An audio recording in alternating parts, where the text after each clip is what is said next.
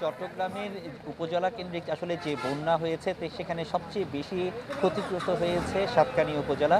তো আমরা এখন দোহাজারী উপজেলায় আছি, কারণ সাতকানিয়া উপজেলায় যাওয়ার জন্য আসলে যেই সড়কটি চট্টগ্রাম কক্সবাজার সড়ক, সেখানে চন্দনাইশের হাসিমপুর এলাকায় সেটি আসলে পানিতে ডুবে গেছে। সেখানে আসলে যান চলাচল বিঘ্নিত হচ্ছে, সেই কারণে আমরা আসলে সাতকানিয়ায় যেতে পারিনি। তবে আমরা সাতকানিয়ায় যতটুকু জেনেছি, সেখানে সাতকানিয়া উপজেলায় প্রায় প্রতিটি ইউনিয়নের প্রায় ৭০ ভাগ এলাকা বন্যা কবলিত।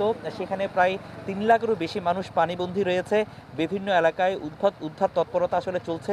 তবে দুঃখের বিষয় হলো যে এই গেল 2 দিনে 2 জন মানুষ পানিতে তলিয়ে গেছে। গতকাল কালিয়াইশ এবং আজকে চরতিতে 2 জন পানিতে তলিয়ে গেছে। তাদের কিন্তু এখনও নিখোঁজ রয়েছেন, তাদের কোনো খোঁজ পাওয়া যায়নি। আর সবচেয়ে বড় চ্যালেঞ্জ এখন যেটি হচ্ছে সেটি হচ্ছে সেখানে নেটওয়ার্কটা আসলে ডাউন রয়েছে, যে কারণে যারা সমস্যায় আছেন, যারা কষ্টে আছেন বা পানিবন্দী হয়েছেন, তারা কিন্তু প্রশাসনের সাথে যোগাযোগ করতে পারছে না। ফলে প্রশাসনের যে সহযোগিতা সেখানে কিন্তু আসলে মিলছে না।